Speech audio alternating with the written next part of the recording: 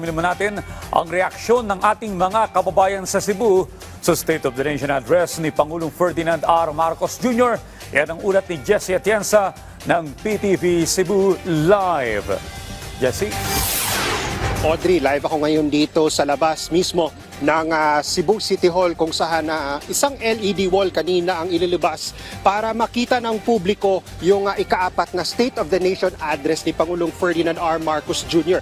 Kanina habang nakikinig ay tuwang-tuwa yung mga kababayan nating sakop ng education sector nang binigyang diin ng Pangulo na patuloy nilang susuportahan yung mga guro para mapababa yung kanilang mga documentation works at pagpapalawig ng Wi-Fi connection sa mga paaralan para naman patuloy ang kanilang digitalization. Kanina ay nakapanayam din natin ang isang principal na bagamat naka-day off, ay pinili naman niyang makinig sa sona ni Pangulong Ferdinand R. Marcos Jr. Eto't pakinggan natin yung panayam sa school principal na si Eladio Lego Jr. I think that would be a great help to our teachers because I for one a teacher. Ang daming mga paperworks. So, actually kung titingnan lang ng mga nasa taas yung ibang teachers hindi nila lahat na kukulangan o nababawasan yung yung time nila sa pagpe-prepare ng ituturo nila kasi binubuhos nila doon sa mga requirements na kailangan. Samantala, Audrey, kanina ay ikinatuwa naman ni Cebu City Mayor Nestor Achival nang inanunsyo ni Pangulong Ferdinand R. Marcos Jr. na pinasusumitin niya ng status report yung mga LGU kaagapa yung DPWH sa lahat ng mga flood control projects sa nagdaang 3 taon. Aniya, malaking bagay ito para maiangkop ng mga LGU ang kanilang lalo na yung mga bagong upong local chief executives ang kanilang mga proyekto, lalo na sa drainage system. Ito't pakinggan naman natin ang ating panayam kay Cebu City Mayor Nestor Achival.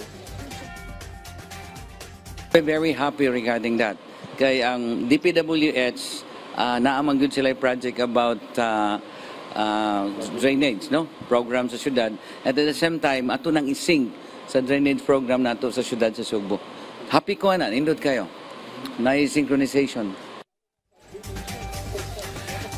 Audrey, isa namang good news para sa ating mga kababayan dito sa Cebu City. Ayon kay Mayor Nestor Achival ay ginagawa na nila ng hakbang ngayon sa LGU ng Cebu City ang pagbebenta ng benting bigas. Meron na rice program ni Pangulong Ferdinand R. Marcos Jr. dito mismo sa lungsod para makabili din ang mga kababayan natin na yung mga mas nangangailangan ng murang bigas na dekalidad. Ito't pakinggan muli natin si Mayor Nestor Achival.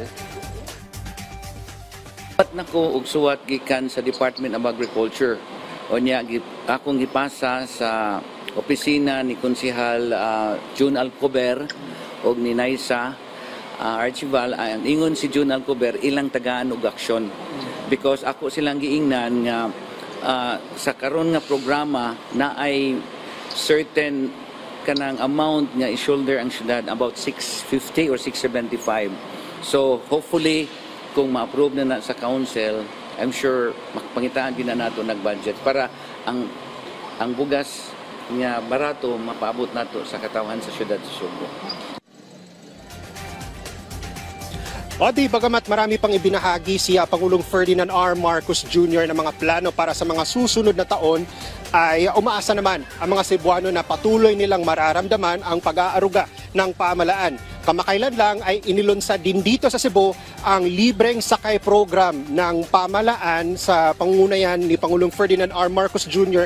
Kaagapay ang DOTR kung saan 20,000 sa ating mga kababayan commuters ang makikinabang nito. Yan muna mga huling balita mula dito sa Cebu.